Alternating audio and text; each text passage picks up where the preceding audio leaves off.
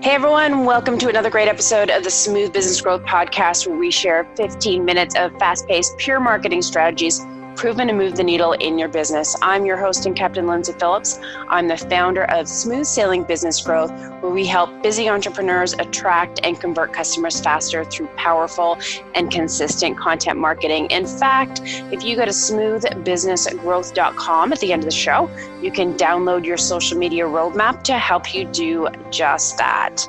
So, of course, you awesome entrepreneurs out there, we all know the power of community and groups, and especially in Facebook, right? And so many people start a group and it fizzles out or just doesn't bring them the results that they were hoping.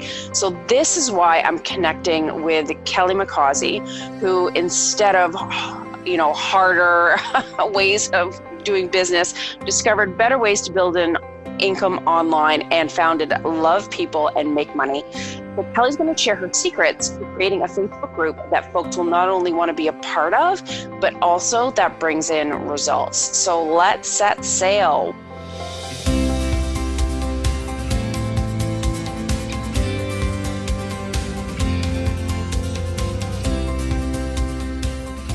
Welcome aboard, Kelly.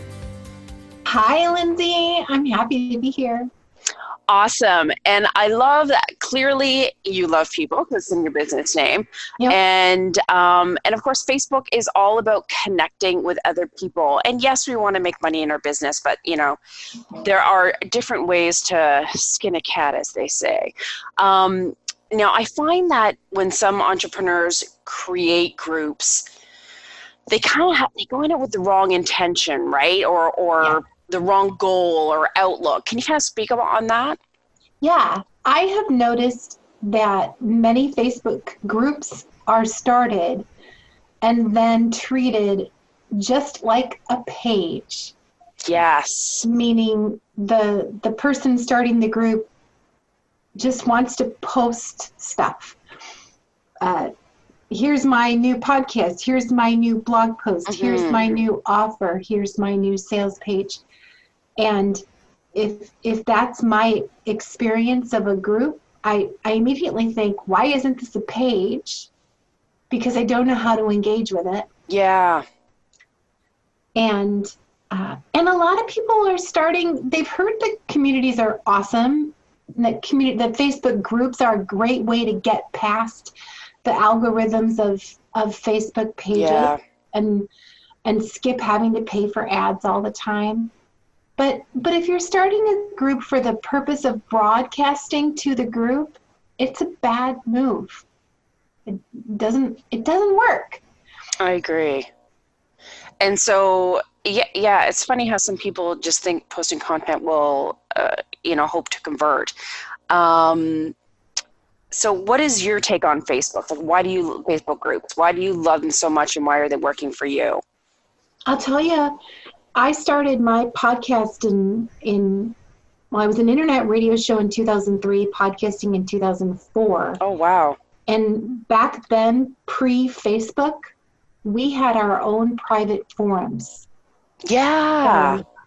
So people would engage with me on my own forum. They would register and log in and read and write and engage right there. And that was my community up until between 2016 and 2017. I started to notice that fewer people were making it back there. Yeah. And people started to outright ask me, hey, could you start a Facebook group? Yeah. Instead, I resisted it for quite a while, and then finally thought, if I have to talk them into it, something's not right. Yeah.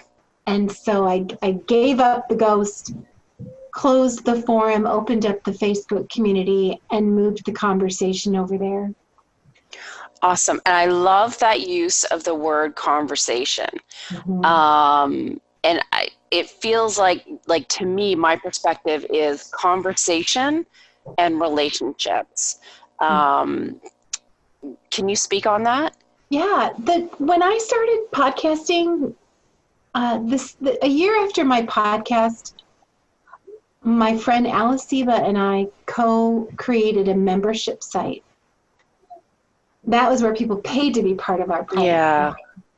And the reason we did that is that we discovered something amazing, that when you publish really great content, your audience is not just interested in you, they're interested in one another. Mm-hmm.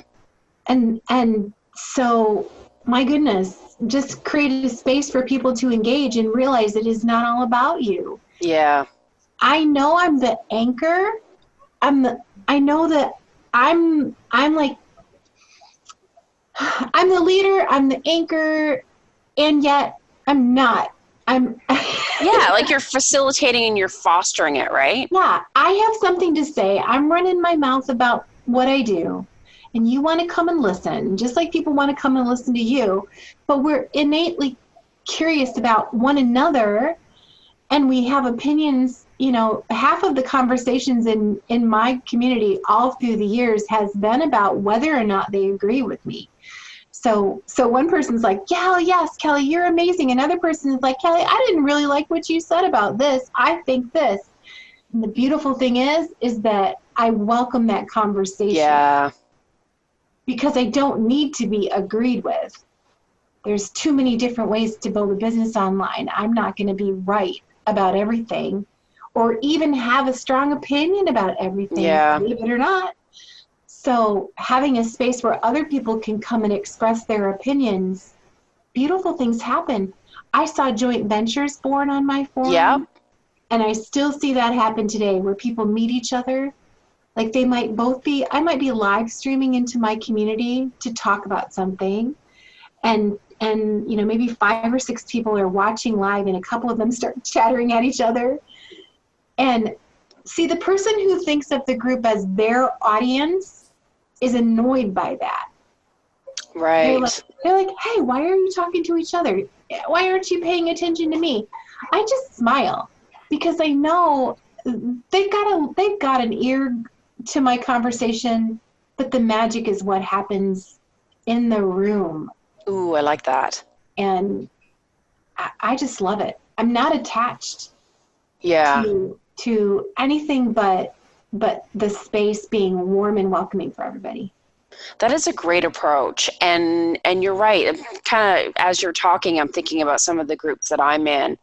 And a couple of the podcast groups that I'm in, it's like the leader is sometimes not even in some of those conversations that day because you're speaking or whatever it may be. And it's like people are helping each other and commenting and there's conversations going back and forth.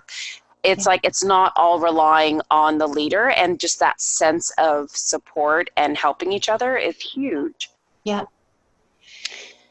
Now, how do we, as, obviously there are things that we need to put into place to, keep people enticed, involved, engaged. Can you share some tips? Maybe we'll start off with, when you have a new member, like, are there things that you should or shouldn't do? So I have had a wide range of action around this. At the moment, we just welcome the new people every couple of days. It's been a little intense lately. And I prefer, and we'll get back to, individually welcoming each person. Right. My favorite approach has been to go visit the new member's profile, grab a screenshot of the profile, circle that space under their profile name where it says what they do, like circle it. I use Snagit to grab that screenshot, draw a little circle, point an arrow to it with a question mark. Nice. And then I post that snapshot into the group and say, hey, Lindsay, welcome. Tell us about this.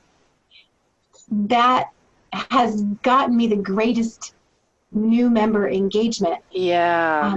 But honestly, I can do my best to warmly welcome somebody. And I can be a little busy and welcome everyone as a group. And the person who wants to be there will come back and engage. And the person who's just checking things out won't. Then that's okay. That's true. I don't fuss over I don't think there's any one perfect way to do it if a person really wants to be there.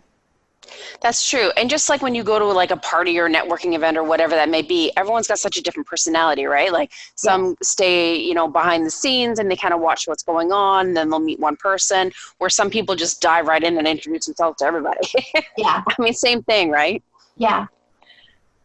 Awesome. Now, go ahead. I was just going to say, some people, the introverts want to come in and chill out for a little while. Yeah. See what's going on before they want to respond. You know, where the extrovert is like, you know, hey, here's everything you want to know about me. I know. I'm kind of in the middle. It depends if I know the group or not, but yeah, absolutely. So I guess it's important to keep that in mind, and yeah, don't call people out if they're not engaging or whatever. Kind of go at their pace.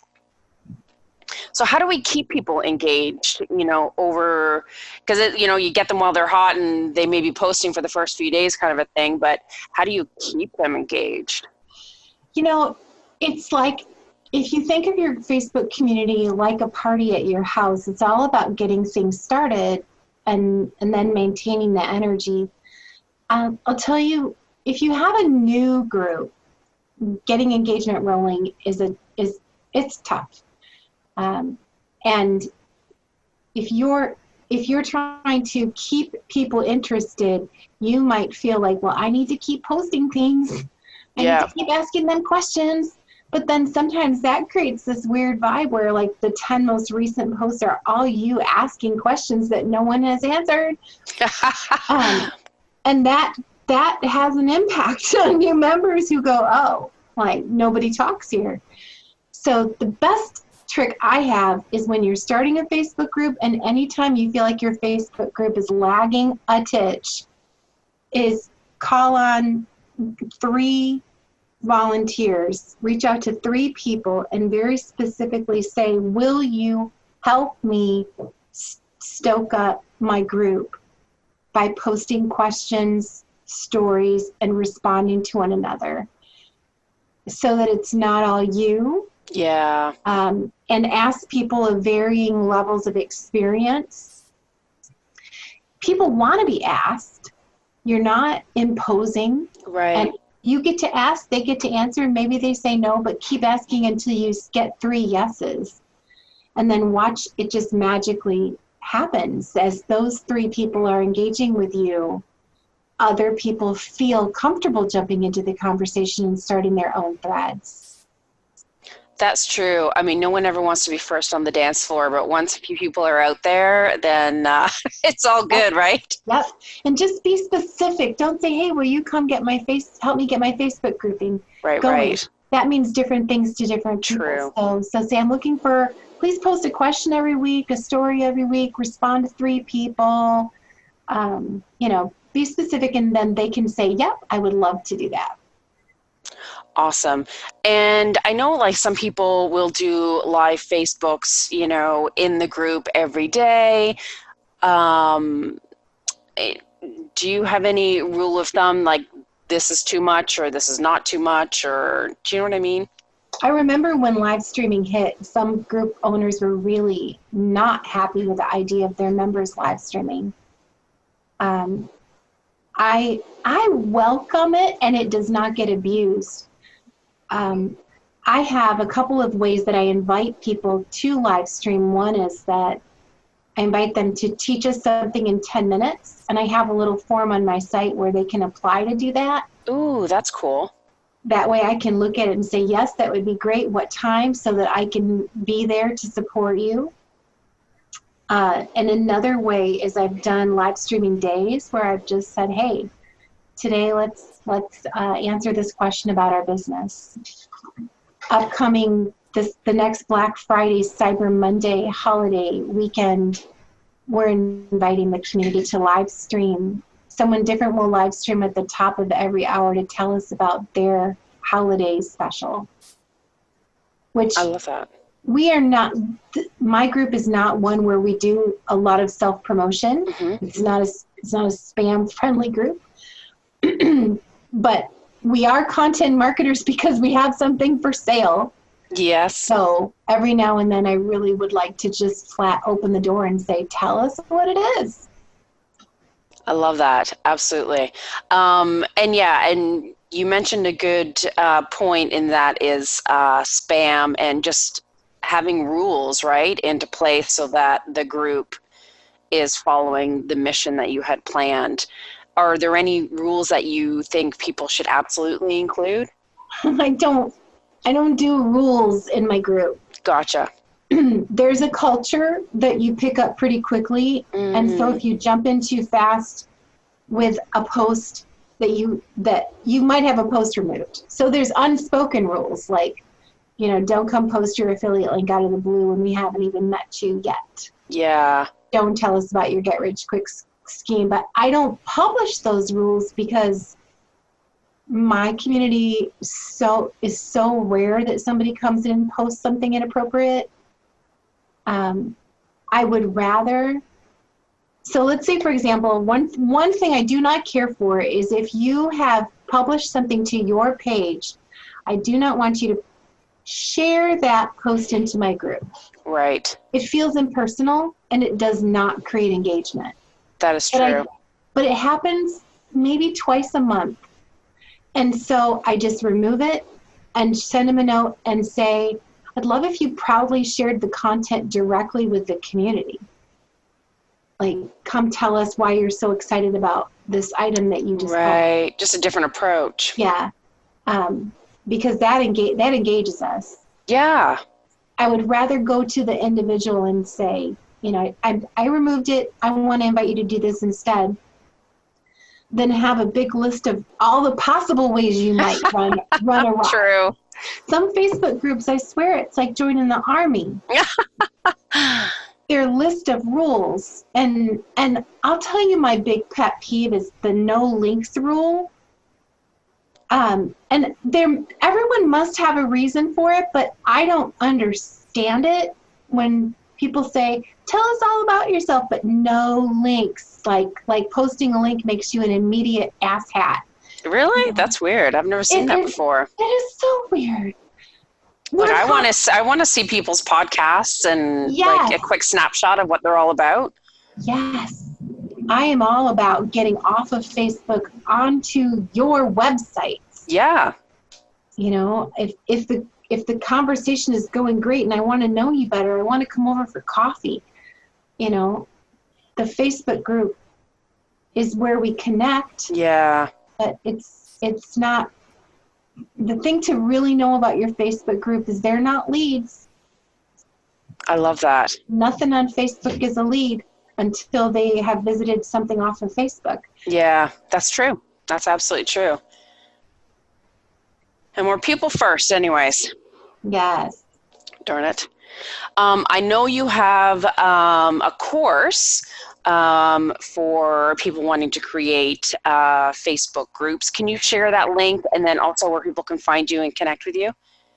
So createmorecommunity.com I did a live group coaching on that, and now that's available entirely as replays, where I go deep into all the different ways that I've grown and profited from my Facebook communities. And my home base, my blog, my podcast, and everything else is lovepeoplemacmoney.com. I love it, and I love your approach.